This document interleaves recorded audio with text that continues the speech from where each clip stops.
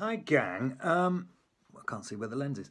Okay, I'm going to answer these questions for you. The fabulous Joe Millson, it's lovely to talk to you again. Let me just start by asking the simple question, did you train? Yes, I did train. I went to the Rose Bruford College of Speech and Drama. I left there in 1994. Do you have any kind of method approach to your acting? I do, but it's a real hodgepodge. I've got a plumber has a bag of tools, and over nearly 30 years I have collected all sorts of tools that help you as an actor. On a good day, after all this time, I think I am playing actions instinctively because I trained so hard in them. And then if I'm getting either bored or I'm getting vague or I think I'm being shit, then I'll open up my tool bag and use all sorts of gubbins. What do you think makes a good actor?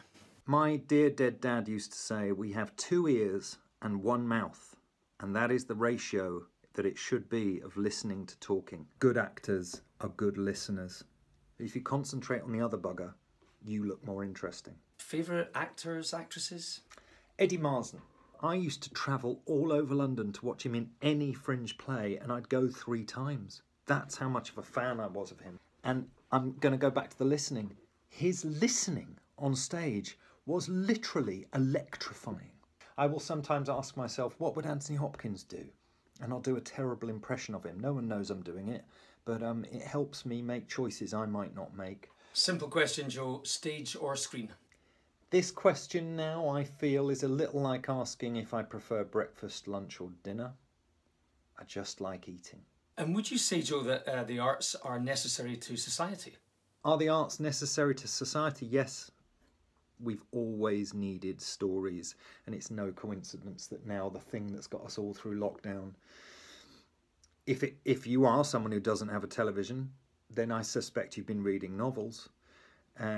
Otherwise, you've been watching Netflix, you've been watching Amazon, you've been watching movies, you've been listening to radio plays, you've been stories. What advice would you give to your younger self? I'd probably say have more sex. Yeah, with more people. So failure, I would make sure I understood. I'd have stuck something on the wall that said failure is a blessing. And I'd also stick a thing on the wall that said everything is a gift. All right, I've talked way too much and I keep not knowing where to look because I flipped the camera around on myself and I probably look like I'm cross-eyed. Okay, big love. Enjoy the ride.